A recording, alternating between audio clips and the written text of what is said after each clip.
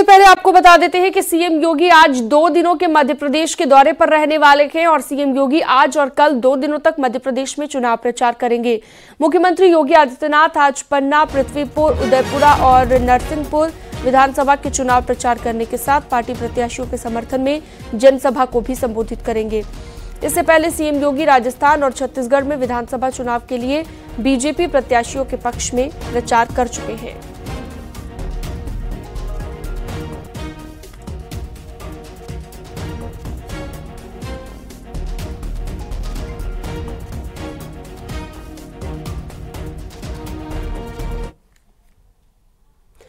CM योगी तेलंगाना विधानसभा चुनाव में प्रचार करेंगे। पार्टी ने बीजेपी के स्टार प्रचारकों की लिस्ट जारी कर दी है। आपको बता दें कि चुनावी राज्यों में सीएम योगी की काफी डिमांड देखने को मिल रही है और यही वजह है कि सीएम योगी एमपी, छत्तीसगढ़ और तेलंगाना के चुनावी रण में हुंकार भर रहे हैं।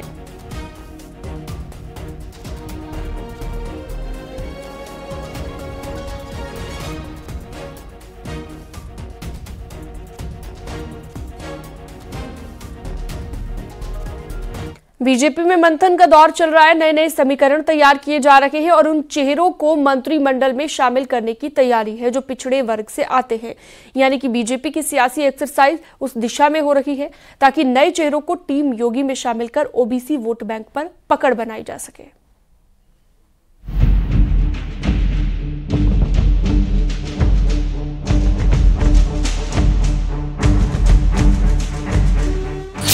उत्तर प्रदेश में एक कहावत है, यहाँ वोटर नेता को वोट नहीं देते बल्कि जाति को देते हैं। लेकिन इस पैटर्न को बदल दिया गया, हालांकि बहुत हद तक नहीं, क्योंकि बिहार में जातीय जनगणना के बाद यूपी में सभी पार्टी कास्ट फैक्टर पर चौकन्नी है। बीजेपी खुद पिछड़े वर्ग को साधने के टास्क पर काम कर रही है, जिसके लिए मंथन का दौर चल रहा है। बीजेपी उस 50% वोट बैंक को पाले में लाना चाहती है जो 80 के लक्ष्य को साधने के लिए काफी अहम और जरूरी है, जिसके लिए प्लान तैयार हो गया है। दिवाली से पहले योगी मंत्रिमंडल के विस्तार की चर्चाएं तेज हैं। कयास ये लगाए जा रहे हैं कि योगी मंत्रिमंडल का विस्तार दिवाली से पहले कर दिया जाएगा। यानी कि एक बात साफ है, योगी मंत्रिमंडल में जहां एक तरफ ओम प्रकाश राजभर और दारा सिंह चौहान के शामिल होने की चर्चा है, वहीं दूसरी तरफ योगी मंत्रिमंडल में कुछ और चेहरे शामिल हो सकते हैं। इसमें ओबीसी चेहरों का नाम सबसे ज्यादा है। दरअसल योगी मंत्रिमंडल की अगर बात करें तो उसमें ओबीसी चेहरे सबसे ज्यादा हैं। यही वो वजह है कि ओबीसी की जिस तरीके से पूरे देश में पॉलिटिक्स हो रही है, तो कहीं ना कहीं ओबीसी का दबदबा योगी मंत्रिमंडल विस्तार में भी देखने को मिलेगा। बात उत्तर प्रदेश की हो या देश की, ओबीसी अब बीजेपी के पक्ष में दिखाई देता है। यूपी में बीते कुछ चुनाव परिणामों से तो ऐसा ही संदेश गया है और पिछड़ों पर इसी पकड़ को मजबूत करने के लिए लखनऊ में अहम बैठक हुई, जिसमें बीजेपी के बड़े बड़े नेता शामिल हुए। तो दूसरी तरफ चर्चा ये भी है कि जल्द ही योगी मंत्रिमंडल का विस्तार होना है, जिसमें भी ओबीसी वोट बैंक को साधने की झलक दिख सकती है। यानी एक बार फिर मंत्रिमंडल में ओबीसी चेहरे को ज्यादा से ज्यादा मौका मिल सकता है। 9 से 10 नवंबर तक मंत्रिमंडल में विस्तार संभव है। मंत्रिमंडल में ओबीसी चेहरों को जगह मिल सकती है। ओम प्रकाश राजभर को मंत्री बनाया जा सकता है। उत्तर प्रदेश में मुख्यमंत्री समेत अभी 52 मंत्री हैं। उत्तर प्रदेश में अब भी 8 मंत्रियों की कुर्सी खाली है।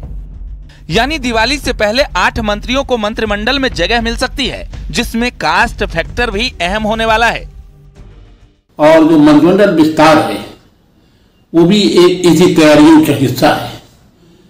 पिछले दिनों जाति सर्वे को लेकर के बड़ा जबरदस्त अभियान चलाया गया था। अब बीजेपी ने पलटवार शुरू किया है। इस विस्तार में ओबीसी, अति पिछड़ा, अति दलित, इसको विशेष महत्व देने की तैयारी है।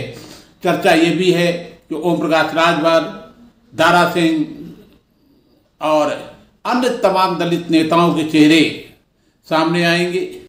दरअसल बीजेपी की कोशिश उन चेहरों पर दांव खेलने की है जो पिछड़े समुदाय से आते हैं, जिनकी अपने समाज के वोट बैंक में अच्छी खासी पकड़ है और जो इस बात का भरोसा देते हैं कि उनका वोट कभी बंटने वाला नहीं। और इसी दावे वादे को ध्यान में रखते हुए अगली रणनीति तैयार हो रही है। बात अगर योगी मंत्रिमंडल की करें तो मौजूदा समय में सीएम और दोनों डिप्टी सीएम को जोड़ दिया जाए तो मंत्रियों की कुल संख्या 52 है।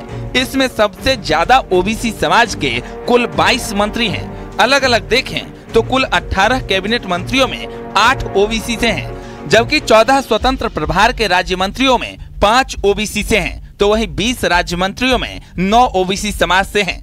ऐसे में मंत्रिमंडल विस्तार में भी इस समाज का पलड़ा भारी रहने की संभावना है। यानी बीजेपी की कोशिश ओबीसी को साथ लाकर उन 50% वोट पर कब्जे की है, जिससे विपक्ष को चुनौती देने के साथ ही सभी 80 सीटों पर जीत का परचम लहराया जा सके। Bureau report, news 18।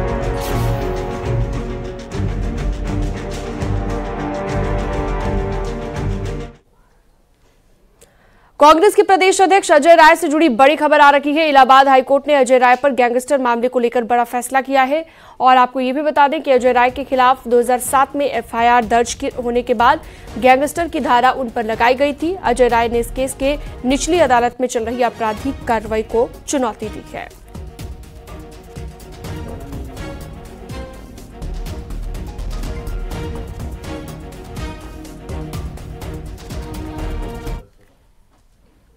Samajwadi party के नेता स्वामी प्रसाद मौर्य को सोमवार को इलाहाबाद हाईकोर्ट से बड़ा झटका लगा है। कोर्ट ने स्वामी प्रसाद मौर्य की रामचरितमानस पर उनकी कथित विवादित टिप्पणी के लिए उनके खिलाफ दर्ज मामले में आपराधिक कार्रवाई को रद्द करने की याचिका खारिज की है और हाईकोर्ट का कहना है कि स्वस्थ आलोचना का मतलब ये है कि ऐसे शब्दों का इस्तेमाल किया जाए जो लोगों को अपराध करने के लिए प्रेरित करे।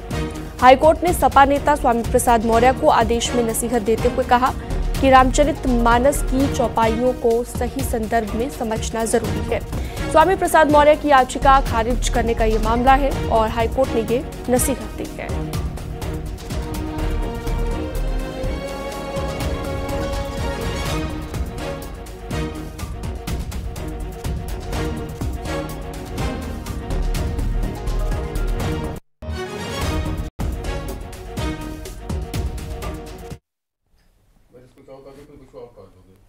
इलाहाबाद हाईकोर्ट में आज मथुरा विवाद को लेकर सुनवाई की जाएगी। हाईकोर्ट विवाद से जुड़ी सभी 7 याचिकाओं पर एक साथ सुनवाई की जाएगी। मामले की सुनवाई जस्टिस मयंक कुमार जैन की सिंगल बेंच में होगी। आपको बता दें, मामले में जस्टिस अरविंद कुमार मिश्र की सिंगल बेंच ने 26 मई का फैसला सुनाया था और हाईकोर्ट ने मथुरा जिला कोर्ट में चल रहे सभी केसों की पत्रावली भी तलब की थी। भगवान श्री कृष्ण विराजमान कटरा केशव देव खेवट और 7 अन्य की ओर से याचिका दाखिल की गई है। याचिका में यूपी सुन्नी सेंट्रल वक्फ बोर्ड और 3 अन्य को पक्षकार बनाया गया है।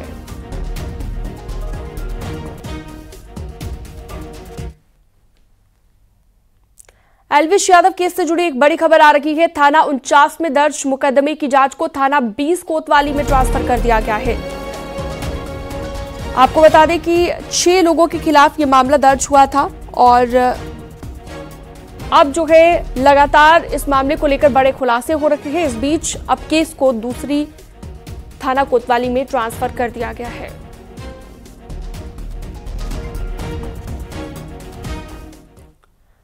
एल्विश यादव केस में वन विभाग की टीम भी एक्टिव हो गई है। केंद्रीय और राज्य वन विभाग की टीमें मिलकर जांच कर रही है।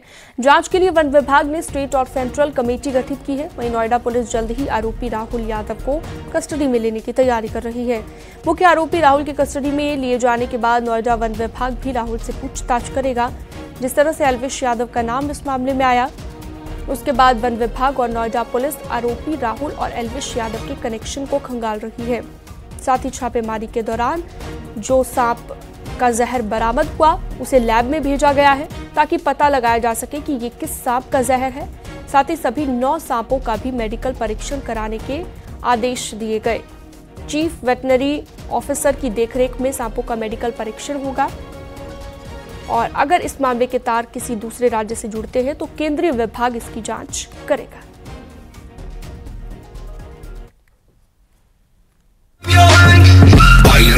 तो पुलिस अपनी विवेचना कर रही है और हम लोग उसमें सहयोग दे रहे हैं। विवेचना का कार्य बहुत तेजी से आगे बढ़ रहा है। जैसे ही विवेचना के परिणाम कोई प्राप्त होंगे आपको अवगत कराया जाएगा। हमारी ओर से इस केस में जांच अधिकारी नियुक्त करने के लिए वन संरक्षक महोदय मेरठ से अनुरोध किया गया था, जिन्होंने वन्य जीव प्रतिपालक मेरठ को इसका जांच अधिकारी नियुक्त किया है। इसके साथ ही जो हमारे प्रमुख वन संरक्षक वन्य जीव उत्तर प्रदेश लखनऊ है, उनके द्वारा एक कमेटी वन संरक्षक महोदय मेरठ के अध्यक्षता में गठित की गई है, जिसमें डीएफओ गौतम बुद्ध नगर और डीएफओ गाजियाबाद उसके मेंबर हैं। साथ ही एक उच्च स्तरीय कमेटी बनाई गई है जो इसकी मॉनिटरिंग करेगी। और वक्त एक छोटे से ब्रेक का है, जल्द लौटते हैं।